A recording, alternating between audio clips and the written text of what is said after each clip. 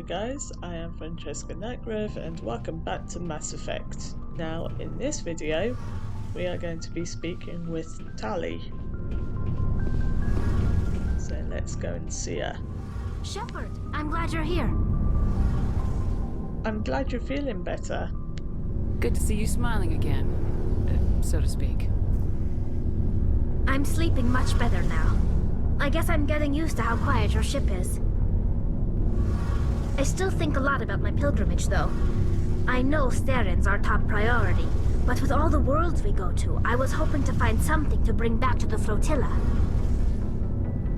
Don't worry, you will. We've still got a long way to go. You'll find something to take back. Yes, but it cannot just be some derelict ship my people can use for salvage. It has to be more than that. There's a lot expected of me. Oh? Why? How come? What's so special about you? It's my father. He's the senior member of the Admiralty Board. He's one of only 5 people who can overrule the decisions of the Conclave for the good of the migrant fleet. My father is responsible for the lives of 17 million people. Our entire race is in his hands, and I'm his only child. So, you're royalty? So are you some kind of heir to the Quarian throne or something? No, it doesn't work that way.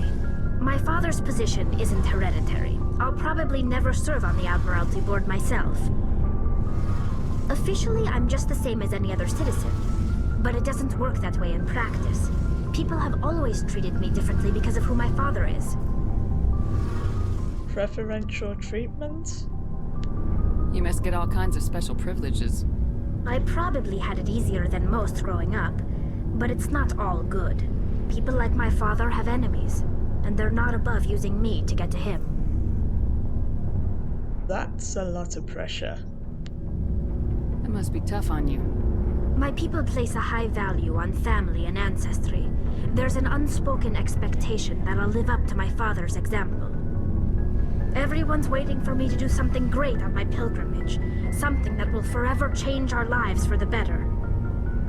If I don't, it's like I failed, and that reflects badly on both me and my father. What if we save the galaxy? The work you're doing here is more important than anything any Quarian's ever done before. Yes, I know. But you have to understand Quarian culture. We're a very insular society. The events beyond the flotilla don't much matter to the average citizen. Our greatest dream is that one day we'll return to our homeworld and drive out the Geth. But even if we stop Saren, that's not going to happen. There's still millions of Geth behind the veil. Until they're gone, our exile will continue. So, what's the answer? What would you need to bring back to make everyone happy? Something that would help us better understand the Geth. They've changed significantly since the exile. They've continued to evolve. We've done our best to study them, but it's not easy. They're very reclusive. Until recently, they never went beyond the borders of the Veil. And all the Geth we run into now are under Saren's control. We'd need to find Geth operating on their own, independently. But I don't want this to get in the way of our mission, Shepard. First, we stop Saren. Then I'll worry about my own problems. Before I go, tell me about your father. What was your father like? It wasn't easy growing up as the daughter of one of the Admiralty. Even before he joined the board, he was a prominent figure. People looked to him for leadership. He had to set an example, and he expected the same of his daughter. Plus, he was pretty strict, a military man through and through. He never allowed me to settle for anything less than excellence. As a kid, I sometimes felt like he was pushing me too hard. But now I'm old enough to appreciate what he taught me. The world doesn't owe us anything. If we want something in life, we have to earn it. What? What about your mother? Where was your mother in all this? Mother was around, but she always seemed to kind of blend into the background. Almost like she was overshadowed by my father. He tends to do that to people. She passed on about 5 years ago. Some airborne virus that swept through the fleet. Happens sometimes when the filters start to break down. I think my father took it pretty hard. After she was gone, he became even more focused on his work. I think that was his way of dealing with the grief. Were you close with your dad? Sounds like a tough upbringing. You don't resent your father at all? Like I said, it wasn't easy. My father's not the kind of person you bond with, and he wasn't around all that much. Too busy. People counted on him, and he took his duties seriously. Even when he was around, he always seemed a bit distant, like his mind was always somewhere else.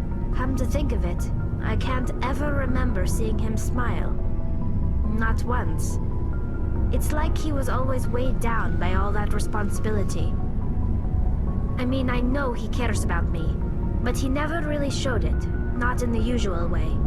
I guess the best thing I can say about my father is that I respect him. Let's change topics.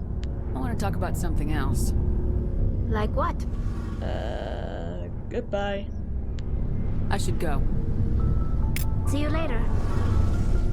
Right, so I'm going to leave this video here. If you enjoyed it, please leave a like and subscribe for my content. And I shall see you in the next one. Bye!